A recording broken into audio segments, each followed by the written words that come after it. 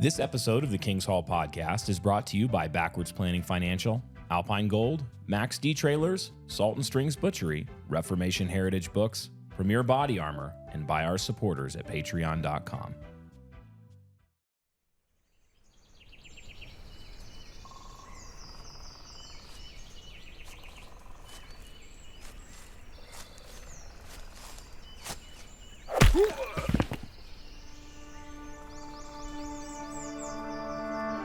And it came to pass, when they were in the field, that Cain rose up against his brother Abel and slew him.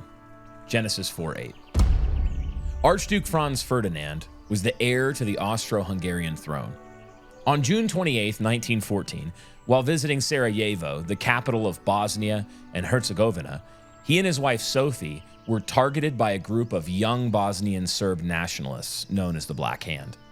They sought to undermine Austro-Hungarian rule and promote the idea of a greater Serbia. Initially, an assassination attempt failed when a bomb thrown at their motorcade missed and injured others instead. However, later that day, as the couple's car took a wrong turn, they encountered Gavrilo Princip, one of the conspirators. He fired 2 shots, killing both Franz and his wife. The assassination itself remains shrouded in mystery.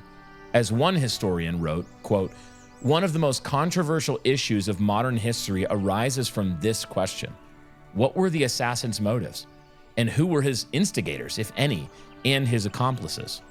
Sir Edward Grey, British Foreign Secretary in 1914, described the crime as the perfect political murder, in the sense that it would be impossible for the truth ever to be established, end quote. Regardless of motive or who was actually behind it, the assassination set off a chain reaction in Europe that has left historians puzzled to this day. What happened in the aftermath, however, is more certain. Austria-Hungary, backed by Germany, issued an ultimatum to Serbia, where nationalist sentiments were brewing. Serbia's response was seen as insufficient, leading Austria-Hungary to declare war on Serbia on July 28th of 1914. The conflict could have been squashed at any number of points, but instead it quickly escalated into absolute chaos. Russia mobilized to support Serbia, and as a result, Germany would declare war on Russia. France, allied with Russia, became involved, and when Germany invaded Belgium to reach France, Britain declared war on Germany. What began as a localized conflict rapidly transformed into a global war, involving many of the world's great powers. It would start a chain of events that ultimately dealt a potentially mortal blow to Western civilization, one that we're still dealing with in the 21st century. The assassination of Franz Ferdinand was more than just the spark. It revealed the intricate web of alliances, nationalistic fervor, and political tensions simmering in Europe. The result was a devastating conflict that lasted from 1914 to 1918, reshaping the world in profound ways. Western civilization lay in ruins, and to this day, many, including world-renowned historians, still don't fully understand how or why an entirely preventable war took place at all. There's no doubt that the West devolved into rampant secularization following the Second Great War of the 20th century, but it was not inevitable. Before the rise of such totalitarian and destructive regimes took power, including Leninism, Stalinism, Nazism, and fascism, there was a First Great War. For good reason, historians have referred to the 30-year period of war as the Great Civil War of the West. It was not a war between Islam and Christianity, but a war within Christianity and among brothers that would prove to rend the moral fabric of Western civilization. As Charles L. Mee wrote in his End of Order, Versailles 1919, the magnitude of the Great War could not be overestimated. He wrote, World War I had been a tragedy on a dreadful scale. 65 million men were mobilized, more by many millions than had ever been brought to war before. To fight a war, they had been told of justice and honor, of national pride and of great ideals. To wage a war that would end all war, to establish an entirely new order of peace and equity in the world. Mee then detailed the Butcher's Bill. By November 11th, 1918, when the armistice that marked the end of the war was signed, 8 million soldiers lay dead. 20 million more were wounded, diseased, mutilated, or spitting blood from gas attacks. 22 million civilians had been killed or wounded, and the survivors were living in villages blasted to splinters and rubble, on farms churned in mud, their cattle dead. In Belgrade, Berlin, and Petrograd, the survivors fought among themselves. 14 wars, great or small, civil or revolutionary, flickered or raged around the world. With the Christian West in utter disrepair after World War I, men like Stalin, Hitler, and Mussolini would rise to power, setting the stage for another catastrophic war. In the aftermath, the British Empire would effectively collapse, and with it, an era of Christian exploration and civilization building came crashing to the ground. As Pat Buchanan wrote in Churchill, Hitler, and the Unnecessary War, quote, "When the 20th century opened, the West was everywhere supreme. For 400 years, explorers, missionaries, conquerors, and colonizers departed Europe for the four corners of the earth to erect empires that were to bring the blessings and benefits of Western civilization to all mankind. Somewhere in the last century, Western man suffered a catastrophic loss of faith in himself, in his civilization, and in the faith that gave it birth." End quote. What many fail to realize is just how closely blood-related were the major monarchs of the key powers involved in the war. Kaiser Wilhelm II of Germany and King George of the United Kingdom were first cousins. George and Tsar Nicholas II were also first cousins, and Wilhelm and Nicholas were third cousins. Though many, including Tsar Nicholas, sought to avert a dreadful war, they were ultimately unsuccessful. And the results have been catastrophic for the enterprise of maintaining and fortifying the Christian West. What lessons can be gleaned from this catastrophe today? Among other things, the Great Civil War of the West is a sobering and tragic reminder that bloodshed among brothers is one of the most destructive things to have happened in Christendom. In fact, this type of division is a constant theme that we've covered in Season 3 of the King's Hall podcast. Christendom has often been undone, not because the barbarians overpowered Christendom, but because of Judases within Western walls who first opened the gates to the enemy. Christian infighting weakened Europe and made them easy prey to outside invaders. On this front, example after example could be supplied, from the internal fracturing of the Byzantine Empire and its effect at the Battle of Manzikert in 1071, to the fall of Edessa in 1144, and the role that conflict between the Christian ruler Jocelyn II and other Christian crusader lords in Antioch and Jerusalem played in that debacle. Or we could speak of the disunity between the crusader states and the Western Christian leaders, and how this infighting destroyed any chance of success in the 1148 siege of Damascus. This failure, in turn, led to the rise of the powerful Muslim leader Saladin. Time would fail to tell of the effects of Christian disunity at the Battle of Hattin, the Fourth Crusade, and the fracturing of Eastern Christendom, the fall of Acre in 1291, weakened by internal disputes, and the Ottoman conquest of Constantinople in 1453, and the part the 100 Years' War played in that ignominious fall. The fact is plain. Christian disunity, whether through political rivalries, civil wars, or conflicting religious factions within the Christian household, often played directly into the hands of Muslim forces throughout the Middle Ages and even into the early modern period. The inability of Christians to unite, combined with internal strife, provided critical opportunities for Muslim powers to make significant advances. These advances came with a cost, paid in the blood of brothers. Sadly, Christians in America today struggle to build coalitions, giving way instead to constant bickering and infighting, both in person and on digital fronts. Any rebuilding of a new Christendom is rendered impossible when brothers repeatedly and incessantly attack and seek to destroy one another. If Rohan cannot stand next to Gondor in the battle line, then the demise of the West is indeed inevitable. At times, divisions can be helpful and clarifying, as the great shamdemic of 2020 revealed. It was an apocalyptic event or an unveiling that led many to take positive action. For example, fault lines have formed in the culture and in the church that have forced many Christians to wake up to the reality of the total state they were living under. If the federal government could effectively end church services and shut down entire segments of the economy because of a flu-like virus, what limits to its power actually exist? As a result of this realization of government overreach, Christians moved across state lines, vacated soft leftist churches, built parallel economies, and redirected their energies to building local communities of resistance. Much of this reaction has proved a positive good. But as much progress as there has been in the work of Christian balkanization and fortification, there have also been new waves of infighting in an already cramped and crowded ghetto of Reformed Christianity.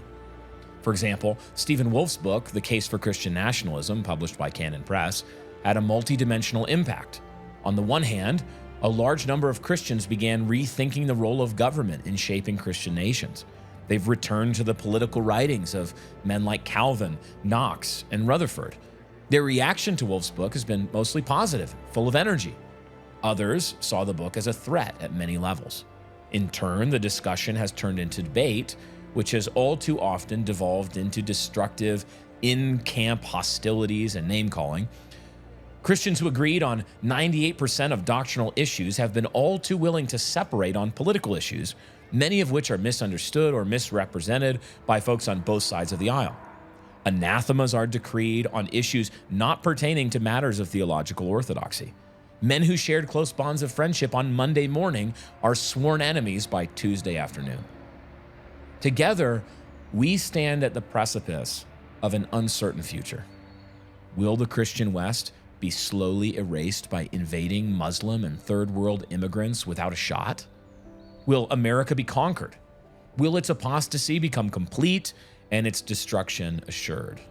Like I said, we're at a precipice of uncertainty. But one thing is certain: ours will be a future of misery and death if the Christian church cannot contend for unity, if the Christian church cannot stand together. I'm not talking here about a false unity of pretended agreement on every issue all the way down the line.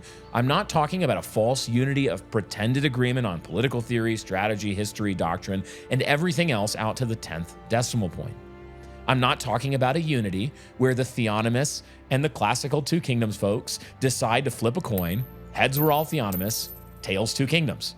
Our unity is not the false unity of forced homogeneity. I'm talking about a true unity. In fact, the true unity we already have. The unity of the shared blood which covers us.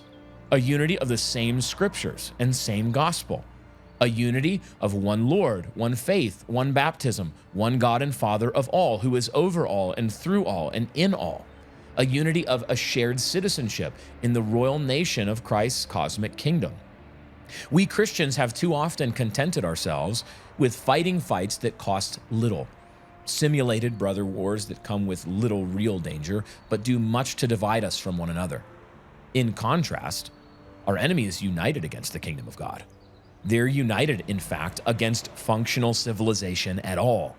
Everything is at stake here, from a parent's right to refuse the mutilation of their child, in service of mental illness with a marketing team and all the power of an internet meme, to the continued existence of Americans as a people at all.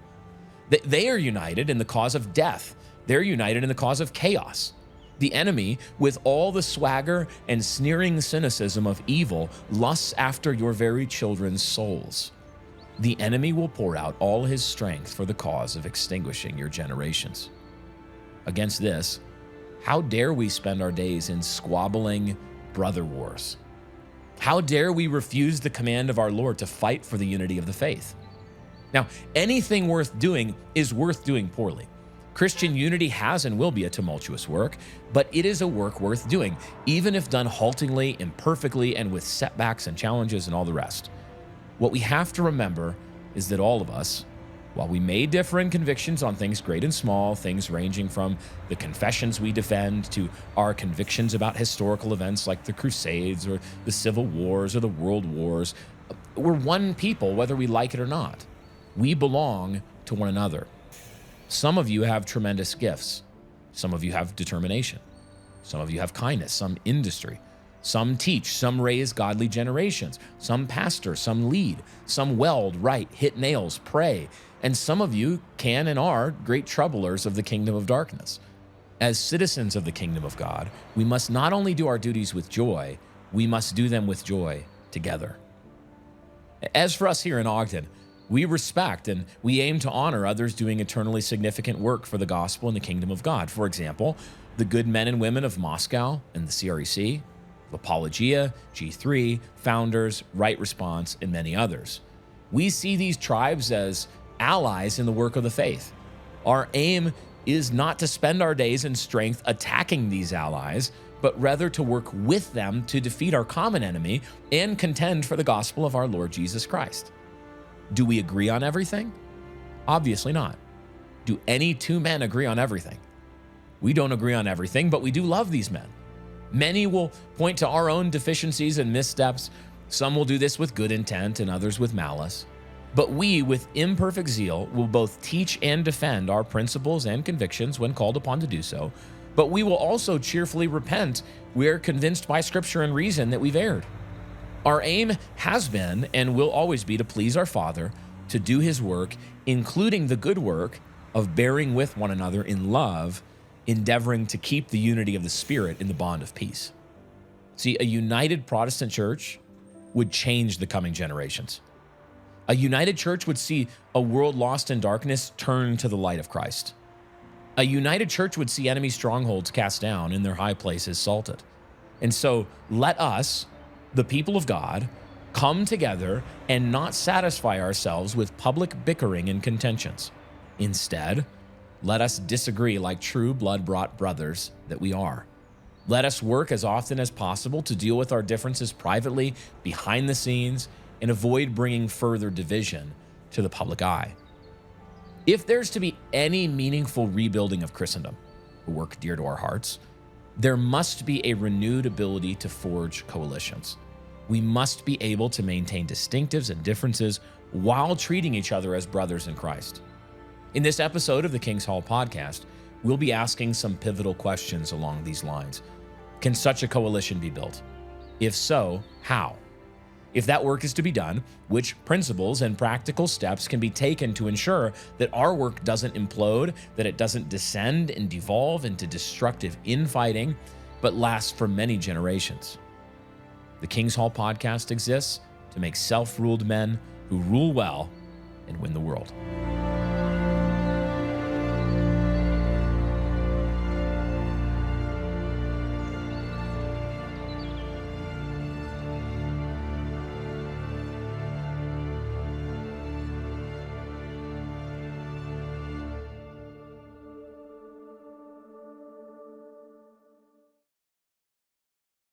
Well, gentlemen, welcome to this episode of the King's Hall podcast. Brian, if you can't tell, it's a little bit special today.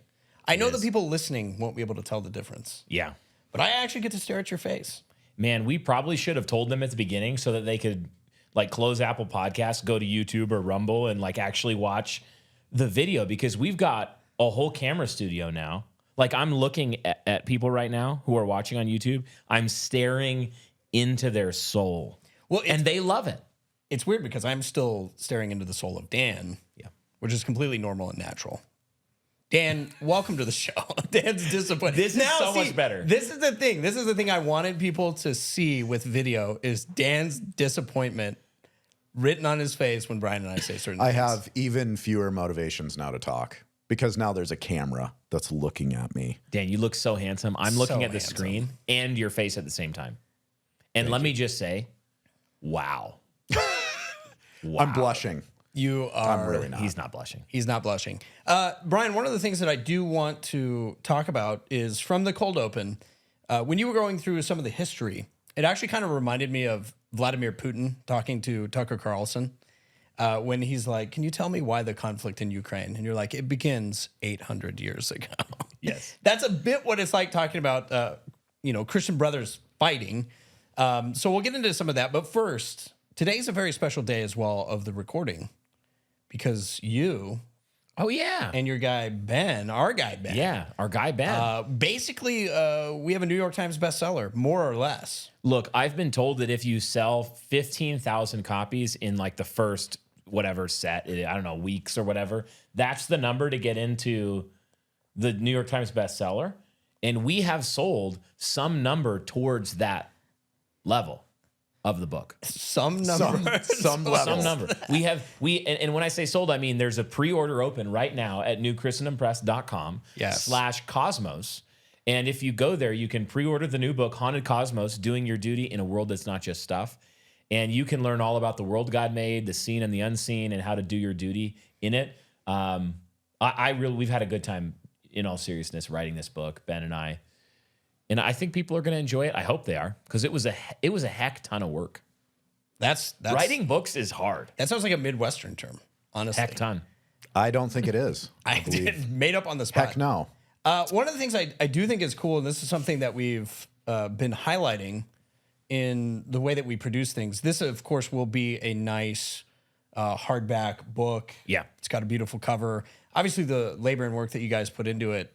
But there's also a reason that we're selling on the website. That's right. And that, Brian can say more about it, but really we're trying to, instead of giving our money to people who hate us and the middlemen, we're actually paying people locally Yeah. in our community that we want to support. And so, yeah, that's some people might ask, like, why didn't you go through a big distributor like Amazon? Yeah. Because we want to support local people and places. Yeah, that's right. So, I mean, you look at the book industry, everybody sells through Amazon. They say you're stupid if you don't sell through Amazon. Amazon, just to list the book, to put it in perspective, it's like even if they don't ship it and fulfill it, it's $5+ per book that they're taking. So we thought, look, why don't we just hire people in our own community and learn how to do this ourselves and fulfill things in-house? It lets us actually touch the things that we're giving to people as well. We can add notes. It's more human. Yeah. But also it's not sending our money to, and seriously, if you've ever talked with Amazon customer service as a seller, you're talking to somebody in India, you're outsourcing all the strength to the third world and not to your brothers, not to your sisters. So yeah, we've been very pleased to be able to sell Zach Garris's book so far through our website, and also Haunted Cosmos is going to be sold just through our website. We'll be selling some Kindle editions and things like that, the solely digital ones elsewhere as well. But I think it's going to show in helping us. They're trying to drive everybody to use all of Amazon's own printing as well. And all it is they slowly drive out all of the other printers out of business. They slowly lower the quality for the same price to increase their margin. And then we're all stuck with it. And what we're doing is we're saying, let's let every book that goes out from New Christendom Press, we hope that it has the quality internally to be worthy of passing on to your kids. But let's make sure that that's even possible in the first place with the quality of the printing. If the book turns out to be good enough that you'd want to give it to somebody in, 10 years or 20 years, let's make sure the book is still there and not falling apart and worthless and just junk. Big, fast, and famous, cheap, fast, and whatever, highest margin. That's not the approach we're taking. We're trying to do heirloom quality work, even on something as simple as a book that you would get. So yeah, hope it shows. Super excited about that. And the website, again, newchristendompress.com/cosmos. Yep. So you can get your pre-order, and then we're going to have a lot of orders to fill. I did want to say it was really funny because our last book, we had a second print run that showed up. Yep. And to watch the assembly line of St. Brendan's students carrying books in. Child labor laws are ruining this country. I think we could all agree. Yeah. So we're actually also, just to note, it's pre-order right now, and this episode will come out like first week of October. But we are going to be shipping the book, Lord willing, in the first week or two of November. So the goal is that it would be if you pre-order, you'll get it in time for Christmas, unless something goes catastrophically wrong, that like a black swan thing. Who knows? Maybe all of the shipping providers will blow up, or they'll all do. I don't know. They'll all get Wuhan flu. Thankfully, we're not shipping the book from China, though. No, we're not. It is it's not overseas, different country. It's over Canada. The Canadian border. It's Canada, but yeah. We're trying to free the Canadians one step at a time from the tyranny of their government. So we have to get an inroad there, and we choose to do that through printing this book there. And then we reconquista Canada, I think. That's step 2. Step 2. Gentlemen, as we jump into this episode, one of the key themes that we're talking about, this concept of no more brother wars. We've seen it, Brian, throughout the history of Christendom that, as you were reading, that this is one of the crucial problems, is Christians killing each other, Christians having stupid wars, even Pope Urban II telling the Christians, like, stop. You need to stop fighting each other. And as you think about this and some of the unnecessary brother wars that have happened over time, why is it so important in Christian camps, Christian reform circles like ours, that we avoid that? That's really the key question to understand the thesis for this episode is that, so what are we talking about? We're talking about brother wars. And why are we talking about that? Because avoiding them is one of the most important things that we can do practically to actually be effective as a whole body of Christians in accomplishing the tasks that God has given us in the world, and both and I mean that in the earthly and the heavenly realm. The heavenly goal of seeing the nations converted will be aided by Christians loving one another effectively, and earthly goals like practically not just loving in word and in word and talk, as the New Testament warns, but actually in deed and in practice. To the degree that we're distracted with brother warring that's unnecessary, we will be hindered in accomplishing both of those ends. One of the things I brought up in the talk I gave at our conference in June on building Christian boroughs was the need to practice in-group preference. And the need to practice in-group preference as an outgrowth or an application of one of the most consistent ethical instructions in the entire Bible, and particularly in the New Testament. And it is the command that Christians are to love one another. I mean, if I have a list of verses I could read, but you could go listen to the talk if you want to hear, like, I think I read a dozen passages of scripture, just shotgun in the talk.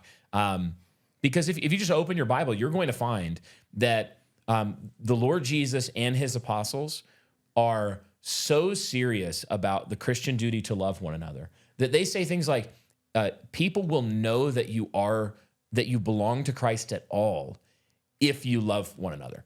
If you don't, inversely, then are you a disciple? So brother wars, historically, in the first Christendom, particularly in the war against Muslim invasion, but also just in lots of, especially if you look at the European continent and the Christian nations there, they were engaged in constant, destructive, spiraling brother wars where Christian nation was fighting with Christian nation. And I think we see this parallel not only in history in that sense, but also there is a polemic, a temptation to do this on the level of polemics, where we might not be engaged in hot wars between like different tribes within the Reformed Christian world, but there's often just a constant undercurrent of conflict. Yeah, you certainly see, people trying to destroy reputations, people trying to, dox one another, cancel one another, any form of that. So it's like, it can be equally damaging and I think, really unhelpful. Dan, as you think about kind of World War I, like go back to that from the cold open, it surprised me, and I wonder if it did you, or just thinking about this. Number one, how related these guys are, the monarchs from Germany, the UK, and then also Russia. That's kind of surprising that they would all go to war with each other. But really what shocked me was the historian's statement. To this day, they're not actually sure how it escalated to that level. Was that at all disturbing, surprising for you? It was surprising for me when I first read about that in Buchanan's book. Yeah. It was very interesting because just the narrative that I learned through school, primarily through World War II, because we didn't really study World War I that much in school from what I recall.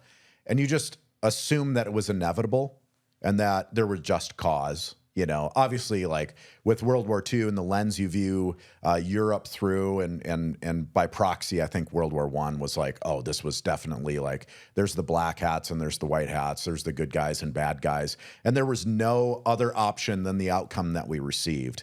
I think that was a surprise to me when I first read that. And Buchanan, in his book, Churchill, Hitler, and the Unnecessary War, was really illuminating for me to really reframe in my mind the historical narrative. And at least, even if you're not convinced by it, to at least understand that maybe history isn't as clear and as linear as one might assume. That the common narrative maybe isn't the absolute truth. And so it's interesting to start viewing history as it is, which is messy, and you have different narrators telling the same story, and they emphasize different points differently. And so I think it is important to understand, history through that lens. But World War I in particular, it is interesting that it is said that they don't know why it started. Well, that's crazy to me. I think one of the things that interests me, if you fast forward to today, Doug Wilson is continually saying, don't take the bait. And I think one of the baits that we are tempted to take is like on social media, it's so easy, Brian, to just like, you get in this mode. I know I do. Maybe it's the martial spirit. I don't know. But you can get in this mode where it's like, oh, everybody's jumping on this person or this issue. Wait, we should do that too. We feel very compelled to play like a denouncement game. There's often times where I'll be the first to admit you can want to respond to a post before you even fully have read the post or you fully know what's going on. Some people even talked about in social media that they think maybe the way that the algorithm is working is it could be somewhat nefarious even, where they're forcing you to be in close contact with people who are naturally going to disagree because it's engagement. Well, I think Elon has even said in a tweet that if you open posts from people that you disagree with, you're going to see that content more. And actually, one of the biggest weighted factors, he said, from what I recall, is if you share a link or share a post with your friends, that is one of the highest levels of engagement, and it will guarantee that you see that. So it could be nefarious. I mean, definitely possible, but it could also be just of your own making. But do you see like that connection with World War I in some of those things of saying like, hey, maybe we should be, Brian, a little slower to want to destroy somebody's entire reputation based on like a thing they said. Do you see that as a connection? Yeah, I mean, this is something that I've been thinking a lot about over the last year as we've engaged in lots of different topics that are controversial but I think important for our day.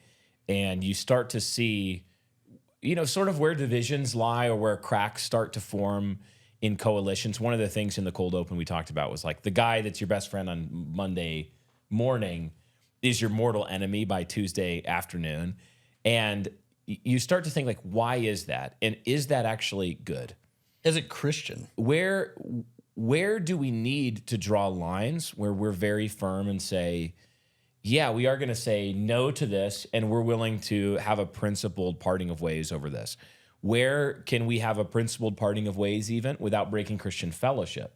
Where we're saying, being very clear, I disagree about X. I disagree about a theological thing, a historical interpretation of some past event. I agree with this or that, or disagree about this or that. And it's a significant enough thing that I wouldn't be like, yeah, I'm going to be at your church, or I'm going to be a big fan of your content or something like that.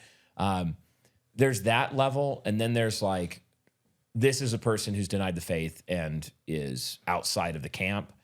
And I think this is one of the most challenging questions today, is to say, make sure that we're getting that right in our minds. I've been challenged even in my own heart, in my own calculus of these things, to try to train myself that when, let's say, take someone from the world that no matter what we say, there's like a percentage of people that no matter what you say, if you're one of us here in Ogden, that people will find a way to think that you're stupid. Because before you said anything, it was, I hate your face. Yeah. So you're stupid and evil, and I actually can't decide which you are, whether you're stupid or whether you're evil.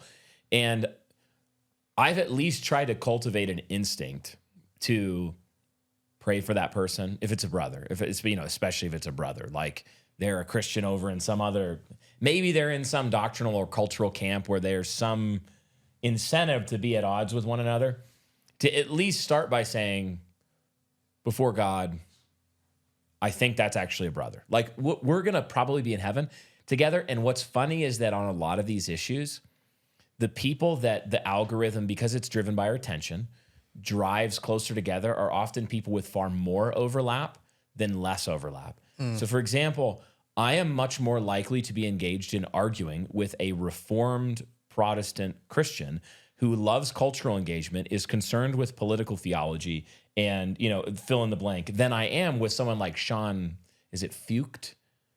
You know, the guy who's doing like the pray for Trump worship things across the nation. Yeah. He's like charismatic, probably Arminian, dispensational. We actually don't engage with him that much. I'm probably not going to be found arguing with that. I mean, occasionally I might share something and say this is funny or whatever, but it is funny that that's how it works, that you end up actually mostly fighting with people where the Venn diagram is like two circles with 90% overlap. Yeah. And those are the people that at the end of the week often are like, man, I don't even know if that's a Christian over there.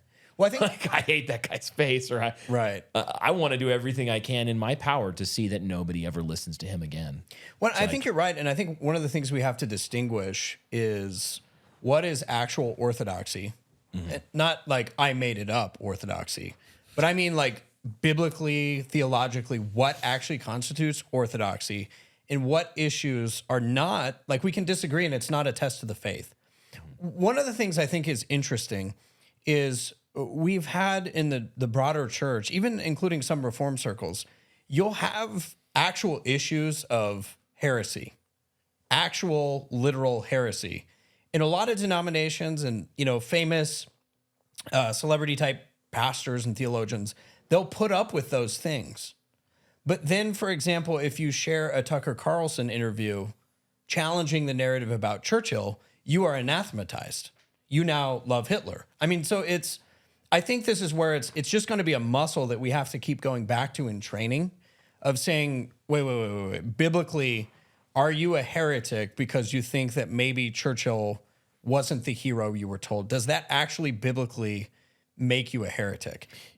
Yeah. I think if you take this to other examples that are where this gets really emotional is when you have cultural issues that are affecting your exact moment. They're still tied to us. Highly likely to be very, so the post-war consensus issue, you're talking about issues related to World War II and the post-war consensus.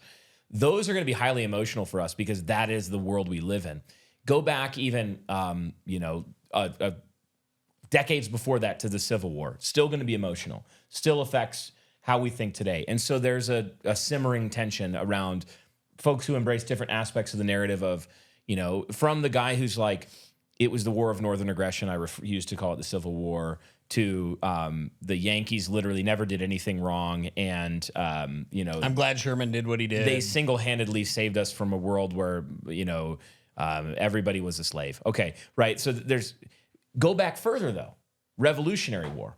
Are people as emotional if you ask the question of like, was the Revolutionary War justified or not? Generally not. Generally not. Okay, go back. Let's say that you go to, I don't know, like Waterloo. Do people get really emotional about differing perspectives on Waterloo? No. But the thing is, any major historical event that has ever happened in the history of the world, I bet within 24 hours, if you had a large enough platform, you could find two eminent historians who take completely opposite views of that historical event and put them up to debate one another. Neither one of them unhinged, crazy, fringe person. And they would take very different, from Caesar to the Egyptians, to the Phoenicians, to the French, to the Germans, the Romans.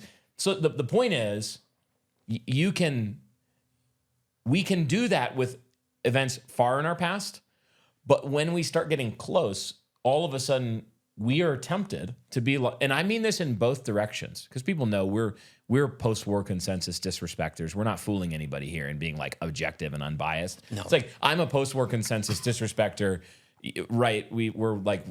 Dan wore pit vipers on a stage and made white boy summer jokes at our conference. It's actually convenient you bring that up because I came prepared. Oh, yeah. No, I didn't. Oh, you didn't have it. I don't. They're in my truck. The point is, so I'm not unbiased in this, but I am saying that in both directions, what we can be prone to do is, on the one hand, post-war consensus disrespecters can start to make it a test of fellowship to be like, anybody that gets this wrong, they're an enemy, they're anathematized, they're not even a Christian, and I refuse to deal with them as a brother. So basically, I'm going to call all of my Christian, I don't know if YouTube would censor this, but I'm going to call all of Christians who disagree about the post-war consensus, they're all fags. That's one ditch. And then there's the other one that's like, oh, you know what? They're way too into the German nationalism and like on the way over on this other side. And so we're going to be like, those guys are basically not Christians either. And my point is that if we were doing the same thing about the Syrophoenicians, it would be obviously silly.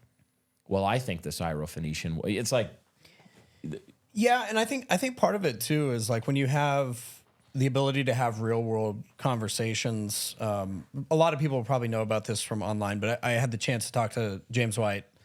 And part of that conversation that I think that was so good, we talked about the concentric circles and how much we have in common. And, you know, I just conveyed to James, you know, I love apologia. We love your people. Like, let's not go to war. We want to be for you. How can I pray for you? Had a really good conversation. And it's over an issue where Christian nationalism, where you can walk away and you can say, you know what, James and I see this pretty differently. And I can both appreciate his perspective. I can try to understand it more. There were a few people who were like, oh, you know, you must have got the call, you gave in. I'm like, nobody changed their position.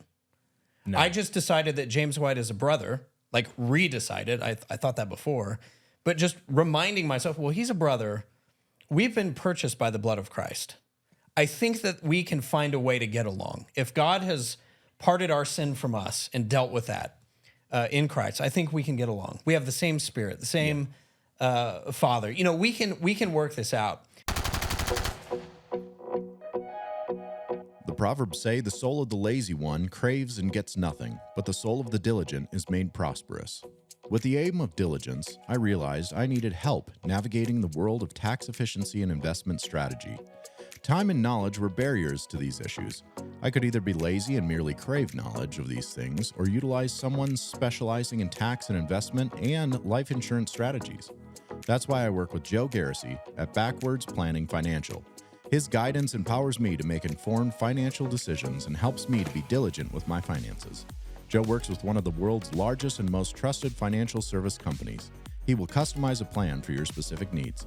Visit backwardsplanningfinancial.com. That's backwardsplanningfinancial.com, or call 615-767-2555 to speak with Joe to prepare for the future.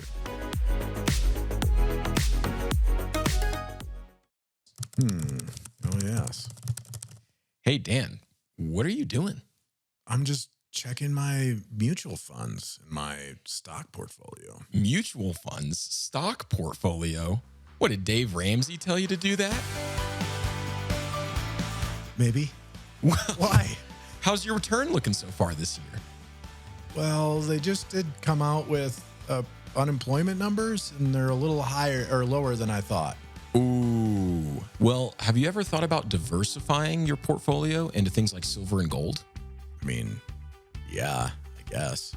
Well, you know, gold and silver are having pretty good years. I mean, gold is up 20% in the last 12 months. 20%? Yeah. Have you ever thought of investing in it? I hadn't. How would I do that? Really good question. Just go over to the guys at Alpine Gold. They're right here in Ogden. They're members of Refuge Church, the church that you pastor. You should know this. If you give Alpine Gold a call, they'll talk you through the steps of how to move your TradFi mutual funds and even things like IRAs into precious metals that you can use to start building durable wealth. That sounds great. Call Alpine Gold today or go to alpinegoldogden.com. Again, that's alpinegoldogden.com, and link is in the description below. America is built on the backs of hardworking blue-collar Americans. That's why we're so excited to join forces with Max D Trailers, a Texas-based and family-owned company, to bring you this episode. We're proud to partner with Max D to see the vision of New Christendom established, one small business at a time. Max D builds innovative, hardworking trailers for the builders, fixers, and growers of the world. You can follow their stories by checking out Max D Trailers on Instagram or by visiting the link in the show notes. Learn more about Max D Trailers by visiting maxdtrailers.com, where you can check out the article, 10 Ways to Make Money with Your Trailer. So, Dan, I want to ask you, as you think about some of these issues and just like real world people interactions, like Christian nationalism, Churchill, World War II, is it possible for you to have unity with a person on those issues that you wildly disagree with? And if so, How? How do you go about pursuing that? What if I said no? What would you do? Dude, I would be like, It's like, He got the call. Stop. Yeah, he got the call. No, of course. Absolutely. And Brian, you brought this up about proximity within time and location of events having more value. It's really perceived value, right? As you look back in history, there were some events that were monumentally more important through the narrative of human history than, like, say, January 6th. Right. And what happened. My birthday. When I was talking about the Capitol riots. Oh, I thought you were talking about the more important event. That's my bad. oh, I didn't even know. I just assumed Brian's birthday. I could have actually said Epiphany too, which is much more important than my birthday, but go ahead. Oh my word. I could have picked a different example, I guess, now that I think about it. But my point being that obviously the closer in time that things occur and the proximity, like there are big events that happen worldwide recently and we're ignorant of them. So is it something worth dividing over? No, absolutely not. But things that happen locally tend to have more weight and importance in our own minds. And so I think it's important to step back from that and realize, like, we could disagree over Churchill. We could disagree over political theory, theology, philosophy, things like that, and still be brothers. Here's, I think, one of the things that, I could be wrong. Here's one of the things that I think is going on, though. Is you look through the narrative of history that we talked about in the beginning of the episode, first with the Crusades, you had a lot of brothers brothering nations, Christian nations, that essentially either turned an eye of apathy, away, or intentionally avoided being an ally to someone in need, another Christian brother, and abandoned them to Muslims. Or you had actual, like, Judases, betrayers within the camp that betrayed, Christian nations. That was going on. And then in World War II, you essentially have, and I think this is probably the case with both, there's some nefarious thing going on. Why did World War I start? Nobody knows. It's a mystery. Somebody wanted it to start. Yeah. World War II, why did that continue? It was both of those wars were unnecessary. And so you have somebody turning Christian against Christian. But in either case, I am getting to a point. In either case, with the Crusades and with the 20th century violence and wars that we had, we're now in an era where we're so much more polite that things don't rise to the level of violence. And I'm not calling for violence, saying that was a better thing.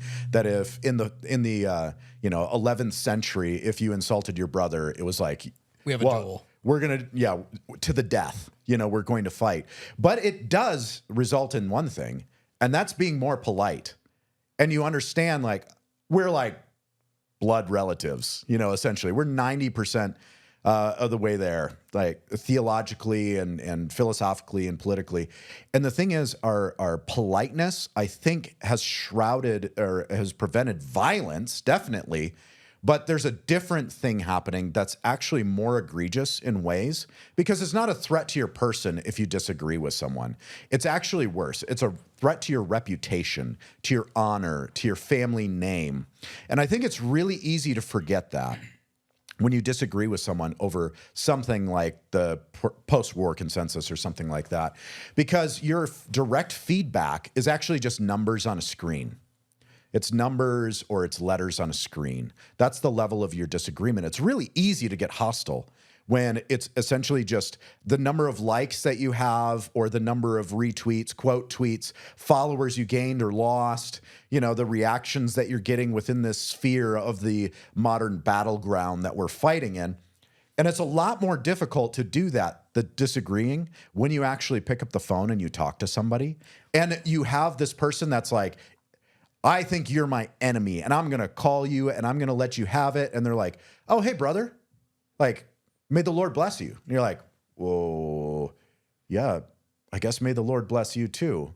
Like, it becomes a lot more real than numbers on a screen when you talk to someone. So all of that to say, yes, I think you can agree with people, agree to disagree, to have differing convictions and still be friends. Yeah, the works of the flesh are rivalries, dissensions, envy. So when you see those things happening, you know that the flesh is at work somewhere. Now, that doesn't mean that, because someone could say, well, then is it all like anytime you're calling out an error or you're saying that someone is wrong and that we need to be warned against, that's not always a sin. Sometimes the sin really is the person that you're warning against. Like they really were being the Titus 3 divisive man or, something like that. But I think far too often we privilege our own little bubble and we're like, we far too often put people in that category well before we should. Well, and that's kind of what I'm talking about is like being careful about the anathematization. But Brian, you and I were also talking in preparation for the show about really even rhetoric. One of the things that James White brought up is he said, it's really unhelpful when we just like if the Presbyterians and the Baptists are going at it and you just start throwing around words like Anabaptist and Pietist, and sometimes that shuts down the conversation. But you can see this even like way more explosive than that is, well, you're a Nazi, you're a racist. Generally, when those terms are being used, they're being used against enemies. So making that distinction. Actually, Brian brought up a really good point yesterday when we were talking about this. Well, with about memes. That's where I was going with it. Yeah. So if you're talking about like memes, and let's say it's a Moscow apologia, those guys are both older, but is it actually helpful, the boomer take the car keys away comments? Like, does that actually foster a conversation? And should you be using those against friends? It becomes a very difficult question. And on the other side, we might say things like, well, I was doing this when you were in diapers. Like, does that really help? A lot of times, no. So talk to me about rhetoric, memeing. How do you view that? See, this is it's complex because memes are multivariate. Memes are multidimensional. You can meme your friends and you can meme your enemies, and both of those can be lawful and licit. And you can meme your friends and you can meme your enemies in ways that are unlawful and illicit.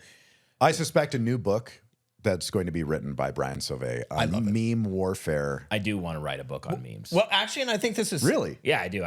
On rhetoric, on meme. Because go ahead. I just want to say this is important too because this is actually how it works in real life. So, like when I was talking to James, we've had this back and forth joke. He had to get hearing aids, and he said, he's telling me about the technology or whatever. And, it's funny. And so he'll like, I'll text him something because we've been texting about sweaters. I got to get myself a Coogee. So we're texting but he'll jokingly say to me, huh? What'd you say? In text. And I'm like, this is funny. That? But because this is a way where like, this would be the category of the meme. That's not malicious. We're friends and we're actually just joking with each other versus other forms. So yeah. Yeah, you have like, so there's memeing. There's one way to meme the enemy and meme enemies. And that's where you're trying to totally dismantle them. You're trying to essentially treat them as if they're not worthy of a serious response. They're so unworthy of a serious response that all I'm going to do is respond with the most... Reductio ad absurdum. Yeah, absurdum. Absurdum in picture form. In picture form. I'm just going to... You're ridiculous. And there are also memes that communicate very pointed truth effectively in a rhetorically effective way. There's memes where you're making fun of friends, and when you're like memeing back and forth publicly, and it's actually funny because you're just friends, and you're the theonomist memeing at the 2K guy, and they're laughing about how they disagree. But it's clear that they actually see one another as brothers. Okay, then there's the version of that where everyone knows that this is actually blood serious, and I want to destroy you. And so, again, this can go in both directions. In a lot of the brother wars we've seen online recently where it's like, you see, I think these white boy summer guys, they're heading down, they're getting diddied and Nazified or whatever Jared Longshore was talking about. They're going in the, they're getting taken in, you're taking the bait, you're basically being deceived by feds and pulled in, you're getting trapped in the left's frame, you're going that direction. And most of the time, I think if there was sober discussion, and when it's gotten to the level of sober discussion, like Isker going to Moscow and talking on that Doug and Friends thing, most of the time you find that, actually, I don't think that's what's happening. Like Isker isn't getting caught in the left's frame. He's not taking the bait. He's actually, there's some real disagreements here. And what I would want to see happen is for everybody to be able to say, I'm going to make my point as strong as I can. I'm going to even contrast my position against maybe another group or faction or brother's position, because that's helpful rhetorically to understand I'm arguing for this, not that. That's not brother warring in itself. That's just normal rhetoric. You're saying, I take this position on this doctrinal, cultural, historical issue, not that. And then the other person can say, here's my response. I take this position, not that. Here's why. But you know that it's serious when there's like, like we've had this happen. I'll give an example where someone will call us and say, hey, Brian or Eric or Dan, so-and-so told us, they privately warned us about you and told us, be careful associating with those guys. They're real fill in the blank. They're, Nazi, they're whatever it is. They're this or that. They're things that we've never advocated for. And a lot of the time, those have happened where even it's like, but they didn't tell me that. They didn't tell me that. I would have clarified immediately. Like, no, I'm not that, actually. Here's my real position. Maybe it is different from yours, and I'm going to clarify that. We've done that as well many times. But the rhetorical brother warring also happens through political behind-the-scenes maneuvering, where it's like, we really need to distance ourselves over from here. And what I'm advocating for is that we need to distance ourselves from things we don't hold, true, positions we don't hold, clarify what we do believe. And that's an effect, like the agon of modern discourse on social media and in the public eye. There should be and will be a lot of that. However, I think that where we're really playing into the hand of the left and the enemy is in brother warring, not in taking the bait, the left's bait. I think what the enemy is really good at, the world of flesh and the devil's really good at, is Christian disunity. And that's like, if I could pick one enemy that is in need of great attack within the house, like cleaning our own room, Jordan Peterson style, before we try to clean the world's room, it would be this, because of how relentless the New Testament is on this point. Which is why, again, we haven't done this perfectly, but you would be hard-pressed to find us counter-signaling closely aligned but different groups from us. For example, you would be hard-pressed to find us routinely or regularly trying to emphasize differences that we have with Pastor Wilson in Moscow or the CREC. And there's things we disagree about, but I'm like, we're probably 94% overlap. Why would we? And what we're trying to avoid is what I call the discernment ministry spiral that's tempting, which is a form of brother warring, where everybody gets sucked into essentially turning their whole persona and point of existing into a discernment ministry of other close but not quite like us ministries, groups, churches, denominations, whatever, until you go and it's like you wake up 10 years later and you realize that 90% of the things that you've written, podcasted, and publicly spoken about are about some other Christian group. Like an example we can all, I think, laugh at. Think of how NAPARC did this with the Federal Vision and with all of those guys in the CREC. It's like if you were to ask an AI to analyze all the things they talk about online and say, what is this group about? What do they exist for? They would say they exist to be an anti-Doug Wilson group. That would be their conclusion. They'd be like, this group exists. The AI would just be, it's just doing the numbers. So I don't want, it sickens me, the idea of spending my life and my strength constantly engaging in back and forth blogging and podcasting with brothers who are 90% similar in a discernment ministry spiral until all of us are isolated on our own little hilltops in different places. And basically, if you ask the AI to interpret all of our behavior, it would conclude these groups are mortal enemies. Right. Instead of Christian burrows working together for the earthly and heavenly good of our neighbor. Well, I think it's important too, because what we're not saying either, Dan, we talked about this maybe season 1 or season 2 in King's Hall. We were talking about fundamentalism and how we're going to center what we believe around these core doctrines, and then we're going to water everything else down. We're not advocating for that. No. We're still saying we're going to lay out our positive vision for doctrine and action. There will be times to compare and contrast with other people. We welcome those sorts of discussions with other camps as well. You can look at an apologia and you're Jeff Durbin is going to be very active politically with the abortion issue, right? And we say, hey, that's not necessarily our thing, but we love that Jeff's doing that. We pray for them. Yeah. They have that sort of a unique, spirit to their household, if you will. And we're saying that, like, we're actually happy that Rohan is Rohan and Gondor is Gondor, all the way down the line with a lot of those issues. So we're not saying water it down. And then we're also not saying, hey, no issues matter, you can't debate them. Right. But we are saying if it gets to almost this, I guess, vitriolic level where you start thinking in your mind, and this is where it really does seem to come down to a personal level. When you get to, in your mind, I hate this person. I want to destroy them. I can't stand them. I'm at the point where I haven't called them and I haven't talked to them, but I would warn other people about them. I think when you're at that level, it's helpful to have people around you who check that and say, well, maybe you guys should just talk. You know? Yeah, and maybe you should actually talk on the phone, not on Twitter. Yeah. And actually not in podcasts back and forth. Well, and this is another one too. I think with social media, I've seen it from both sides, to be fair. But one of the things I continually get accused of is you're just an engagement farmer. So this is another one of those rhetorical name-calling type things where it's like, let's be real. If you're a public figure and I'm a public figure and we both have positive visions for the way we think the Christian world in America should be, to some extent, we're all quote-unquote engagement farming. To some extent, now, and here's the reality. You could also say, well, yeah, maybe they made that post and maybe they were trying to do it because they want as many eyeballs as possible to see that. But maybe they also believe it. Yeah, I actually, because I'm very holy, Eric, when I post, I try to post in a way that as few people will see as possible.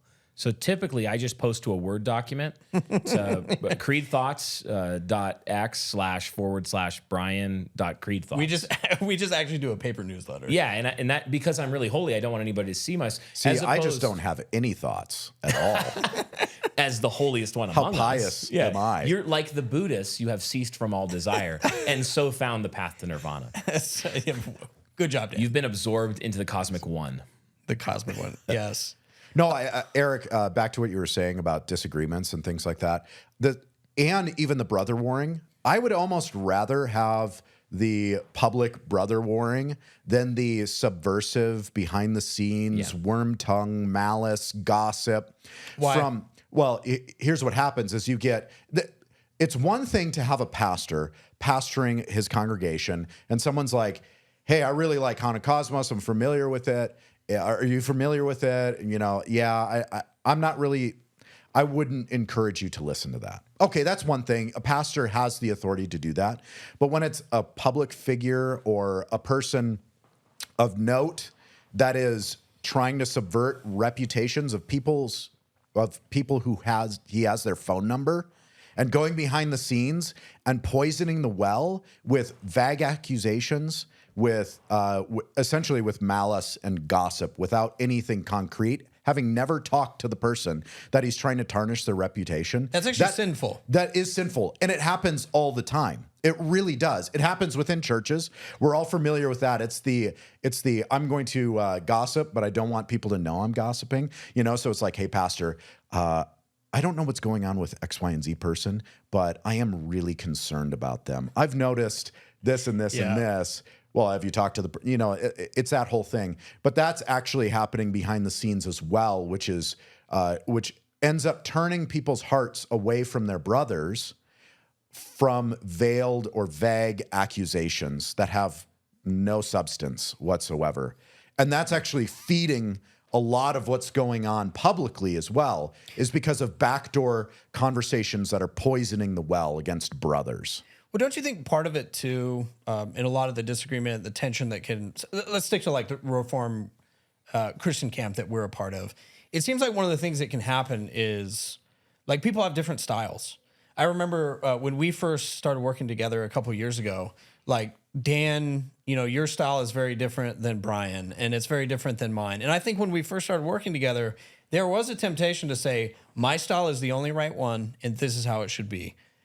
And then over time, what I realize is, in friendships, as they evolve, you have, wallpaper like this behind me that I never would have picked. But you know what? It's like I come to appreciate Brian's style. And we've joked about this, but even Haunted Cosmos, I never would have done that podcast. Eric was like at the beginning, he's like, this is one of the dumbest ideas I've ever heard. I think this is going to be a huge failure and you should not do it. We should not And do this project. Ben and I were like, I think we're going to do it. I think it's going to work. And the more, it's one of those things, the more you explain it, the dumber it sounds. Well, and my favorite, to Eric's credit, I mean, like, to be fair. No, we're going to tell people where Atlantis was. He's like, we're a Christian podcasting media. Like, you're going to talk about Atlantis? Eric, trust us. We're going to talk about Atlantis. And I think the funny thing about that, obviously the show's done well, but this is a good example of learning to appreciate differences. Like I always tell the guys now, because we all know that was true. And I was like, no way, we are not doing this project. And now I say, I knew it would work from the beginning. I always believed in this project. I always believed. In fact, if I remember right, I think this was my idea. I think it was my idea.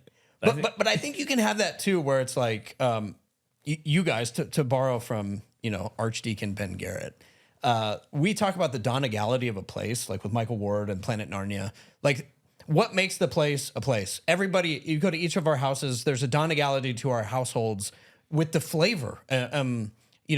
How your kitchen runs and how your wife runs the kitchen, how your kids are, what kind of stories do you tell, the way that you pray. It's all a little bit unique. And I think part of it is learning to appreciate those things and not saying, well, they don't do it like us. Part of this, too, gets into what I would call, I think this is actually one of the most controversial parts, is styles of cultural engagement. Yeah. So if you're in the CREC and you happen to be more liturgical, Doug Wilson's serrated edge has long put people off. Him using the C word, Johnny Cash flipping off the camera, people are like, no, absolutely. In other circumstances, people will say that we're too serrated edge, or I don't like the pattern of the serration, or I don't like this, I don't like that. I think cultural engagement is one of those issues. It's been done very poorly by the Keller nuance winsome crowd for so long that I think now that people are starting to do more of it, it's just a really hot button issue, Brian. Yeah, you have this this flavor personality thing where, like when you form tribes and there's tribal lines, you almost have a predetermined. There's two buttons in front of you with any person, tribe, church, network, denomination, whatever. One of them is the I hate them and I want them to die button, and the other one's like, I love them and they can never do anything wrong. And they've never have done anything wrong, and here's some money. I know this. Okay. And what happens is we allow ourselves to be sorted into these buckets. And this is a fake version of the friend-enemy distinction, by the way, where the friend-enemy distinction's a helpful heuristic, but this is a fake version of it, where all of a sudden anything that this person does to culturally engage, we'll find a way to hit the I hate them and I want them to die button. And anything our people do, we're like, even if your first instinct is like, man, I really wish they hadn't said that, but I've got to find a way to act like I'm totally in agreement with that and always thought this. And really, that's exactly how I would have put it all along and hit that button. And the best example I can give you of this is that guy, Kevin Johnson, on Twitter.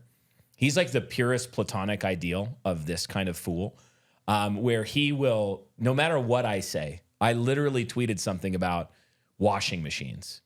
And it was like washing machines used to be less breakable. And now they're like all this environmentalism stuff and it makes them breakable. And it's like just true.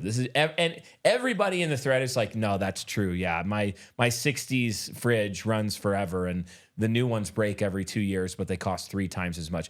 I can't even remember how he figured out how to counter signal this, but he screenshotted it as he does and said something about how evil and stupid I am, and this proves it. It's a platonic ideal of this, of this exact thing.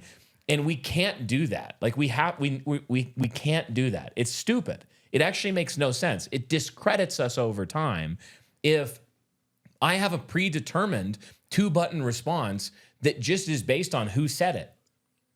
Who said it, right? So how do we get out of this spiral? How do we stop doing this? One of the things, I really do believe this is one of the most important things we can do, is just voice our disagreement less. Did you know the elites don't want you to know this? You actually don't have to publicly voice your disagreement about some brother, group, publisher, or whatever when they do something you don't like. You actually don't have to say that you don't like it on the internet. Well, I actually think this is a really good point. You can just not. For example, NSA runs a video, Johnny Cash, Yeah, middle the Johnny finger, Cash middle finger one. becomes a big deal. I saw that and I thought, you know what? Even for, Eric Kahn, this is a bit much. Eric Kahn was like, Eric Kahn wouldn't have done that. I would not Which have- is, I mean, that's when you've crossed the line into the Eric Kahn wouldn't have done that bucket. Like, I don't think I've gotten there yet. No. Have I gotten there yet? No. Yeah, and so I was thinking, like, I would not have done this. I don't like it. I don't agree with that strategy. But here's what I said. I love NSA. I love what they're doing. I love Moscow. I'm just going to sit this one out. Go search the feed. And I literally didn't say anything. You'll find none of us saying anything about it. And all of us were kind of like, I don't know, that might have been well, now we are saying something about it. But just as an example, the point isn't that. The point really is like, just as an example, we pretty much all walked into the office the next day and we were like, I don't know about that one. I don't know about that one. And the other instinct. But we're not going to tweet about it. The other instinct here is that when you see things that you question, and there's been very prominent pastors in our circles recently where I've been trying to put this into practice. I saw things that they posted and I thought, I don't like that, and or I think that's really dumb and bad. And so what I did was I texted them and I said, hey, what did you mean by this? Hang on, let me make sure I'm understanding you before my finger's hovering over the post button on a 37 tweet thread that I've written about how you're evil and stupid, and I can't decide which is the more prominent characteristic. Could you talk me out of it? Yes. And so in several situations, like we talked about it, and you know what? A lot of them, I was like, I still don't agree. I still don't think, But I think it was also just the reality of like, okay, that's fine. You're not required to always voice an opinion. I think that's one thing about our culture, social media. You see football players, Dan, getting in trouble all the time because they're like LeBron James, basketball in this case, but saying like everybody cares about my opinion all the time. And you're like, no, we really don't. We actually didn't ever want your opinion on 90% of the things those reporters asked you. Yeah, but some people, I think they're convinced their job is to grab passing dogs by the ears. Yeah, that's that's their a full-time That's job. their full-time job. Oh, man. Related to this is that I think a lot of the issues in the discourse can actually tend to be people talking past one another because of that two-button issue, to where we're not actually listening when people talk. We're just thinking we've already sorted them into which bucket, which button we're going to hit. And then we're thinking about the best meme or quip we can respond with. And so we're not actually carefully evaluating in a steelman term, what do they mean? How would they support this thing that they're arguing for? What would be their premise 1, premise 2, premise 3? Yeah. And how would I approach my response if I disagree to those premises? And I think there's not a lot of that happening. No, I think talking past each other is probably the biggest feature that leads to greater conflict. It's tilting at windmills because it's straw manning. You end up arguing with something that either nobody holds or very few people hold. And what's even funnier about this, Eric, is that once you start tilting at a windmill, like no one holds this position that you're straw manning because of the two-button issue.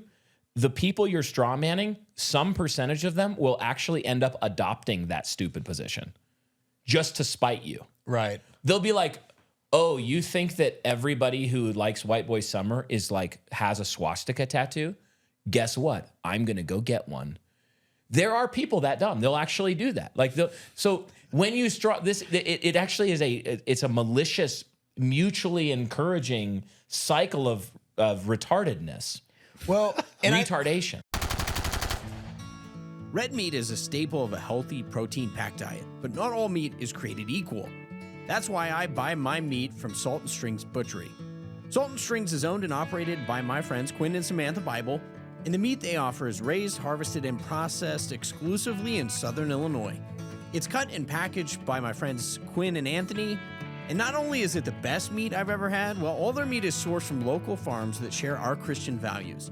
Salt and Strings is now offering a beef and hog box that can be shipped directly to your door. The 15-pound beef box features 100% black Angus beef and includes ribeyes, T-bones, sirloin, chuck roast, fajita meat, and ground beef.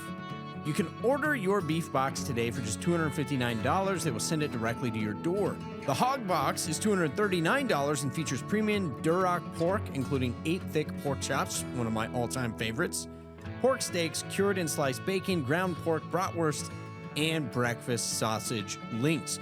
You can place your order today at saltandstrings.com or use the link in the show notes.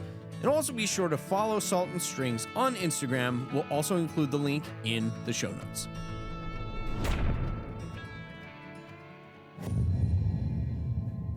Want to start reading the Puritans but don't know where to begin? Puritan Treasures for Today from Reformation Heritage Books makes the riches of these godly writers of old accessible for the modern reader. With updated language and helpful introductions, these classic works from John Owen, Jeremiah Burroughs, and more are the perfect starting point for the curious reader. Learn more about the Puritan Treasures for Today at heritagebooks.org/Puritan Treasures. Also follow the link in the show notes to get 10% off with the code HARDMEN. Today's episode is sponsored by Premier Body Armor, your top choice for safeguarding your family. What sets them apart? Well, Premier isn't here to convince you to wear a plate carrier around town. Nope. They're focused on innovating armor right into your normal everyday life. Think bulletproof laptop case or lightweight armor insert that fits into your favorite bag and stops most handgun, shotgun, and even rifle ammunition. Unlike much of the tactical industry, choosing Premier Body Armor not only ensures that you're getting amazing armor, but you'll be doing business with a family-owned Christian company. Visit PremierBodyArmor.com today and use promo code KINGSHALL for 10% off your order today. Got questions? Reach out to customer service or send their president an email directly at alex@premierbodyarmor.com and you can speak to him yourself. Don't wait to invest your family's security, but reach out today to Premier Body Armor. Don't carry a bag? No worries. How about a moisture-wicking athletic t-shirt with minimalist and lightweight soft armor panels built in? Check the link in the show notes or visit premierbodyarmor.com today. I think part of it too, so for example, like if you want to characterize the Christian nationalist camp as a bunch of like white boy summer Nazis who use Diddy oil, I mean, like if you're going to really actually do that, is it honest and fair? Because I think there are some crazies, but they probably represent like less than 0.5% of the actual people making the argument. So number one, is that intellectually honest? But the other thing is, I think we had this experience at the conference with Joe Rigney, Dr. Rigney, where he straight up asked us, like, what do you think about White Boy Summer? What's your view on it? I'm all ears. And he asked really thoughtful questions. And then he would say things like, okay, let me repeat that back to you. So here's what I'm hearing. Yeah. And the thing I've so appreciated about him is he's genuinely, honestly trying to understand before he comes to a conclusion about you. And then we got to the end of it and we're like, this is kind of our view. And he was like, oh, that's great. Then if it's that, then I have no problem. Dr. Rigney's a great example of this. Also, one of my friends up in Moscow, I don't know if he wants to be named on the King's Hall podcast, but he's an elder up in Moscow at Christ Church. And there have been several times where, you know, someone preached a sermon about haunted cosmos and he like called me and said, hey, what did you think? Did you hear about this? And we're like, yeah, I heard about it. Here's what I think. And he's like, yeah, I think that was really unfair. I'm actually going to go talk to that person privately. And he did. Same thing with White Boy Summer. He was like, look, I don't get this. I was at Grace Agenda and I was actually at his house in his yard. We're hanging out. He's like, can you why? Like, this seems dumb, just to be honest. And we talked about it and we probably didn't agree like all the way out to the 10th decimal point at the end of the day, but it was like, he was asking, and he wasn't asking so that he would have time to think of a way to dunk on me. He was actually asking and then listening to what I said and going, huh, okay. Like, but what about this? And it was like, that is so refreshing. Dr. Rigney is a great example of this, where you so often find that a good 80% of the perceived distance between parties, it was not real distance. Yeah, it was rhetorical overstatement. It was hyperbole. It was this person who likes what you said this. So do you agree with them? And it's, oh, hang on, I don't even know what that is. Can you explain what you think I believe before I assent to it? You know, like, well, this was one of the helpful things actually that came out of the conversation with Dr. White was, I was like, okay, people have said this about you, but let me just ask you the question. If there are actual jihadists attacking you, must you pray for them and evangelize them instead of use the sword to defend yourself? And he said, no, that's crazy. You would defend yourself. And so, like, yeah, you know, it's one of those where it's like, once you have the actual conversation with somebody, clarify the position, actually listen. And then you realize, like, okay, Dr. White also had some really helpful pushback, I thought, that he's like, look, I've spent my life evangelizing Muslims. And he said, I think you need to make a distinction between the jihadist who wants to rape your women and kill the children. You have to make a distinction between that person and, like, maybe what we might call like a normie Muslim in America who is very open to the gospel. That's a different category.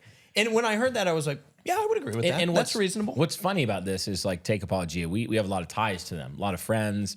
There's the Wade Orsini pastors an Apologia church in Salt Lake City. So we overlap sometimes pastoral issues where it's like, hey, this person from your church is going to my, like, let's talk, let's figure this out. Same team. Love Andrew Sonkrant, love, all those guys. But it's funny that what could have happened from some spat about the Crusades, again, a historical event that happened like up to 1,000 years ago. And we could then decide that we're not going to be friends with anybody from Apologia ever again here in the year of our Lord 2024, where we actually live. And that would have been, I think the technical term for it again is, it would have been stupid for us to do that. And instead it was like, okay, Dr. White's going to talk to Eric. We're not going to agree. We're not going to gloss over everything, agree on everything, but we are going to agree. You're a Christian. You're all Christians. Like, we're Christians.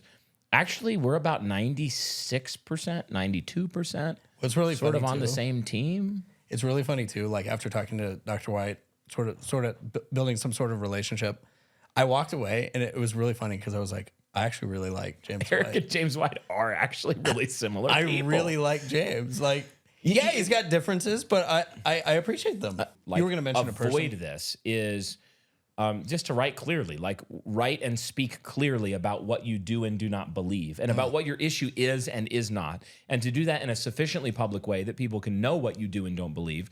So, like, Rich Lusk is a good example of this. Another CREC guy, friend of Eric's.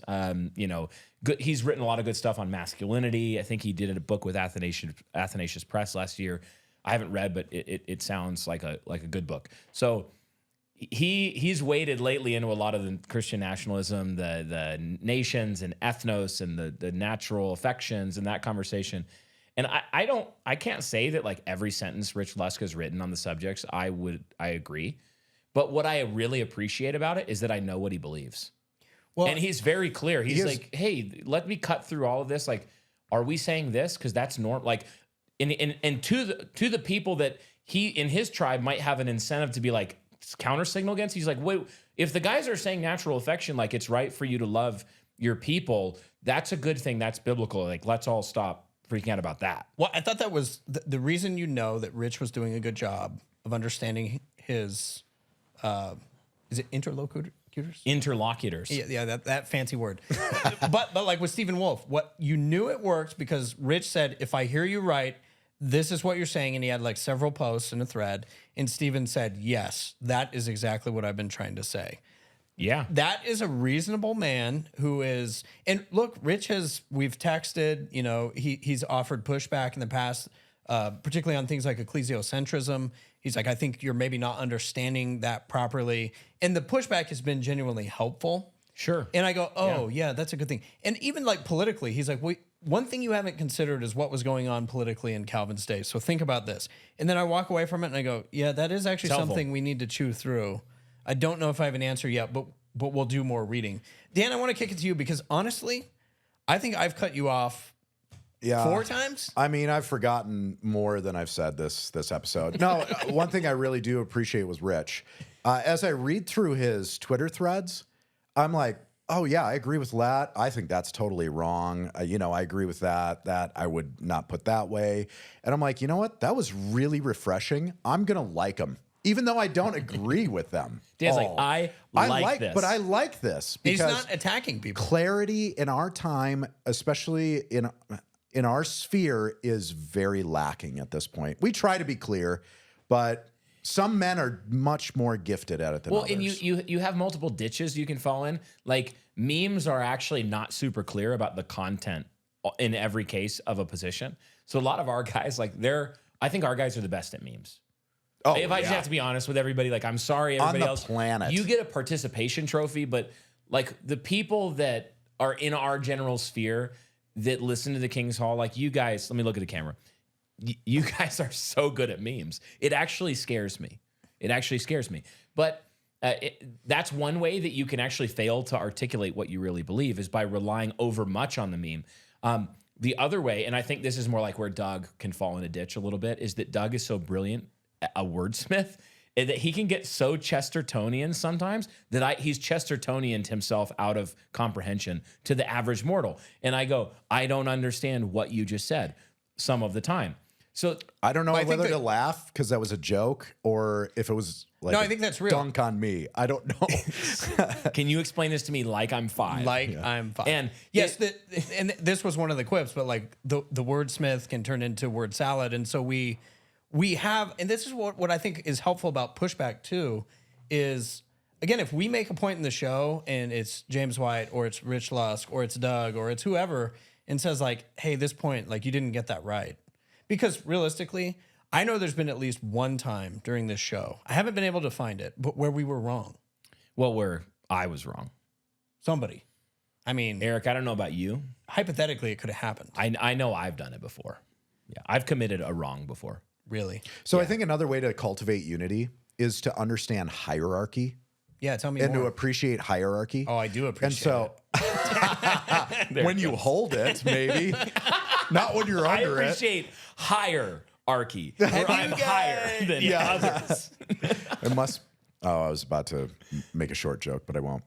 Anyway, so this has been really applicable to elders and pastors, but what about the common, church member, churchmen, how do you interact? And I think, and this is my instinct as well when I see disagreement. So you can say like, oh, this person is a brother. I'm going to interact with them and provide pushback. And hopefully it's courteous and you're not cussing them out or something. So that's an option. Another option is to say nothing. With the understanding, I think this is really what's helpful in saying nothing is if you have the understanding of hierarchy. So when, for example, we had mentioned the Johnny Cash middle finger thing, and you're like, I wouldn't have done that. By the way, I didn't have as much of a problem as you other guys, but I kept silent to myself because I didn't want to get in an arguing match over justifying that act. But either way, I can look Why at that am I and not say, surprised? I can look at that and say, that was an interesting decision. Well, they have elders. These guys are under leadership. Like if they consider their legitimate hierarchy, if they decide, make a ruling that's like, no, that was fine. Like, then they can own that. They're bearing the weight of responsibility. They've got a session. They've got a presbytery. They've got a presiding minister, Yuri Brito.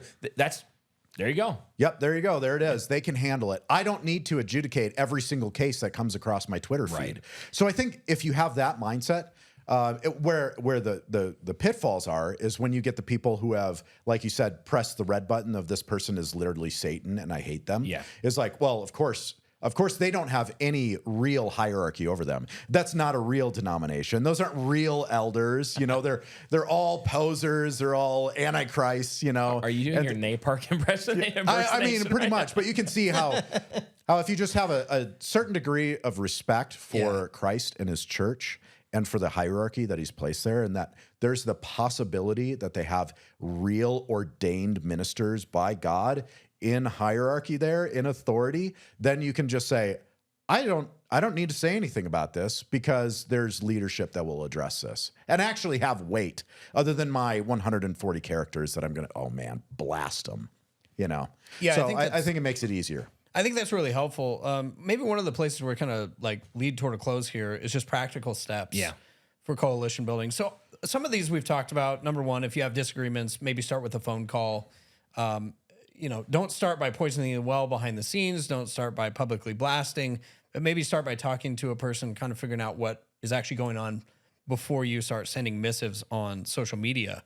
The second thing we talked about was really recognizing how the algorithm works. The thing I found really helpful about Charles Haywood and the Netter or Neoter, as it kind of got amended conversation, no enemies on the right. It's really about political coalition building.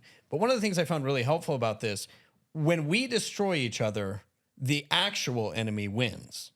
So if imagine if Theoden had actually gone to war with Gondor, would they have defeated the orcs? If he wins, he loses. That's correct. So I think some of it is saying, okay, we need to identify in this conversation who the real enemy is.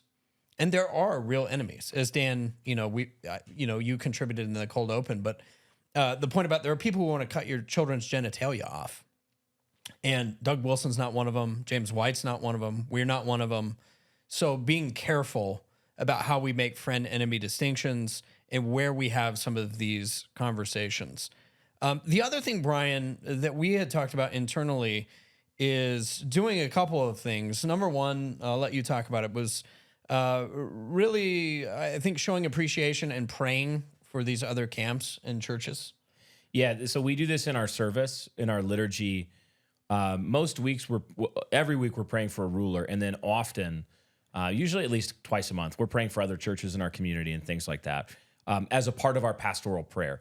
And so one of the things that came to mind of just for my own personal practice that I try to do, like I said earlier, is to pray for people that I really don't like, or when they say something I really don't like, is to actually stop and pray for them, because I think Jesus would be pleased with that. I don't do that all the time or perfectly, but I genuinely, it helps me to remember like that friend-enemy distinction in the absolute sense before I act or speak or say something that is not going to actually be helpful to the cause of Christ ultimately.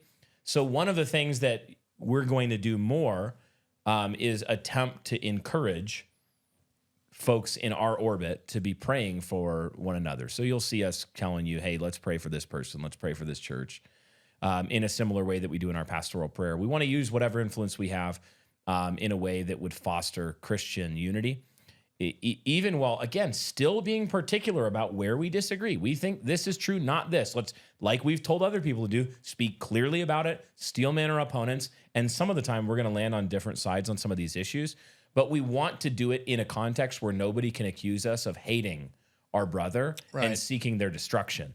I don't hate our brothers. I don't want their destruction. I want them to win because I want Christ and his people to win. I want other boroughs to win.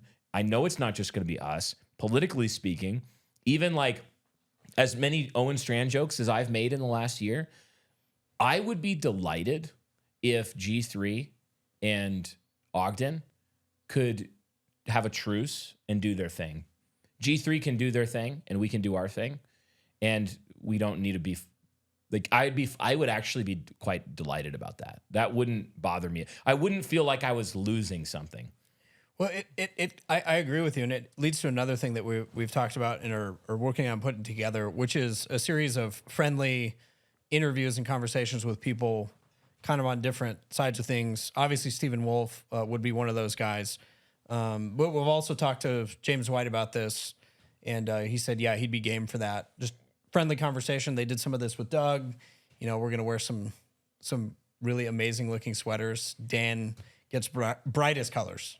I'm saying if we do this, you get. Wait, I'm gonna have. I'm sorry, I already to wear committed a you. Sweater. I already committed you. I was not told that I was going to wear a sweater, nor did I say I was. Eric hasn't said it yet, so let me say up front that I will definitely be wearing the sweater if Eric buys it, because I've seen Coogee prices. Fair. No, there's, dude. This will be for after hours, but seriously, I've got an inside track on where to get the sweaters. I think I know who the inside track is. I think does it rhyme with Dr.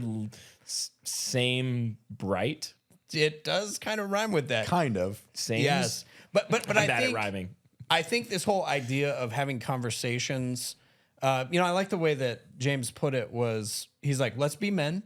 Let's not have a little foo-foo, like we just agree on everything conversation. Let's be real about the disagreements, and then let's be friends. And I was like, yeah, I think that would be great. One of the things I think when you say, I won't debate a person, or I won't talk to a person, or that person is beyond reasonable conversation. The left does this all the time.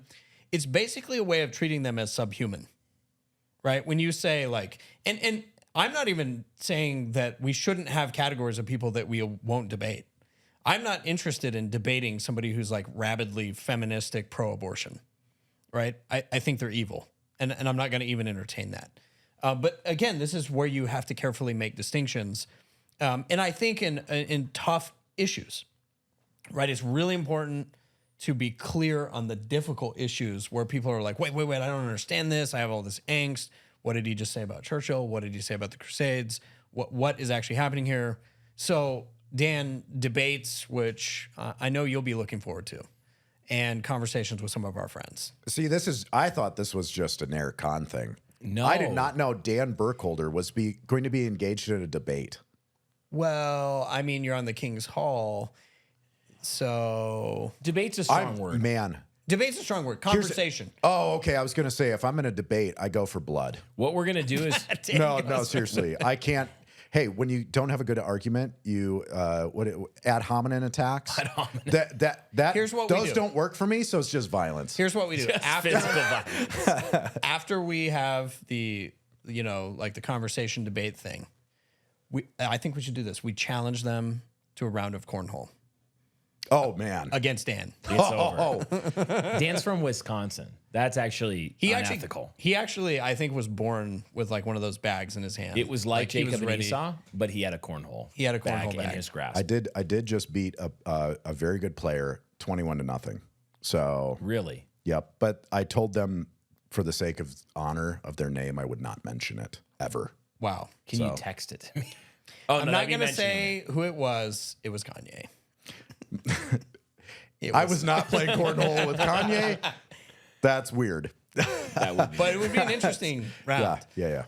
Brian, as you think about some of the other things that we could encourage people with as we close things down here, to not go into brother wars. Any final thoughts on what comes to mind, strategies, practical stuff to employ? So the biggest thing that I would want people who appreciate what we're doing and are like our people, they're like, yeah, let's go, would be, let's actually keep that main thing in front of our eyes. Like, what are we actually trying to do? Again, it would destroy my soul, the idea of spending my life and strength engaged in spiraling discernment ministry, infinite loop argumentation with people who are 80 to 90% overlapped with me. What a waste of strength, by Seriously. the way. What could you build if you were actually just using that strength to work together? It'd be so dumb. It's like when Or at least just not fighting. Yeah, when you look at my sons and they're like punching each other or choking each other, various things brothers do. Every parent has this moment where they're like, the things you could accomplish if you get along. And then they do, and like for an afternoon, there's a golden afternoon. They like build a whole half pipe. It's like once every 2 somehow years. With stuff that you didn't authorize them to use, but you're kind of impressed. Like the things you could accomplish if you just get along. So I would want to give my strength to that, to building Christian coalition, to building Christendom, which requires coalition definitionally. That's what I want to give my strength to, is building a people in Ogden and encouraging other people to build a people where they are and working together across disagreement and differentiation and particularity. Like what I'm saying is that I don't want us to do the globalist post-war consensus version where we actually demand everybody agree with me and we try to solve the issue of differentiation that causes conflict, the strong gods, with homogeneity. Everybody agree with me. Everybody do the same thing I'm doing. Everybody have my exact mind. Everybody talk exactly like I'm. Yeah, if you disagree with me, it's violence. That's the against post-war me. consensus Yeah. answer to the problem of nationalism, which was a problem of the strong affections of national particularity and the fear that was what drove conflict. And it's like, no, God made a world full of differentiation and particularity. That's not what drives conflict. Conflict is when you you desire and you don't have. Like, go read James again. So I want to give my strength to building lots of particular peoples and places and things like that within the sphere of my influence to the best I can, and not ever worsening, spiraling discernment ministry type engagement with other Christians whom a lot of what they do is not actually my business at the end of the day anyway. So I would urge that for our people. That's what I'm asking for from other people, other groups or people or denominations, whatever it is. I want all of us to have that same mind. Like if we can agree on something, I'd want to agree on that. And to be for one another, to be praying for one another, and not to waste our time and strength in needless brother warring when there is an actual war, both in the earthly and the heavenly, that is extremely dire and important and timely for us to be giving our strength to. Yeah, I think it's so important to understand, the greater mission. If we destroy each other, like a pastor told me this. He's like if the CRAC and Apologia and you guys, like, people were watching that and they were distraught. Some of the interactions that were happening, and people were like, if you guys can't get along, Who can? like, who can? Like, we're up a creek without a paddle. So I think that, again, that was just my strategy, was like, okay, well, let's do everything we can to act like good brothers to one another. Dan, I want to ask just final closing thoughts on Yeah, that. I will. I can anticipate an objection to some of the things that we've said about unity and wanting to, essentially get along. And I can see the objection of, well, you're not policing your own camp. Don't you see all the Anon army, the meme makers and stuff like that, how they're going crazy and they're making all these attacks? It's really convenient for you to say you want to be friends, but then allow all of these people to actually attack your friends. And what I will say is, first of all, you don't know whether we're policing or not, because one of our principles is that we're not going to publicly shame younger men. That's right. Zealous men. We're not going to shame these men that are actually of high value and have desire to do good work. We're not going to shame them. An older man or a man that has authority to publicly shame someone else, another man, is an absolutely guaranteed way to lose their heart. And so you're not going to see it. Rarely will you ever see any one of us publicly shaming another man that's under authority. Well, I think, would you agree with this? But I think one of the principles that you're describing too is not punching down. Like, Yeah, we're not punching not down. trying to use whatever industry media thing the Lord has given us. We're not trying to use that to hit the guys who are fixing roofs. No, exactly. And Eric is the best among us at doing this. He'll text and call and message people on Twitter, and connections that he has, like, hey, I would leave this stuff out of the videos and the memes from now on. Like, come on, what do you actually think about that? Just settle down about this, or redirect your focus here. You should read this, and so that's the sort of pushback, and I guess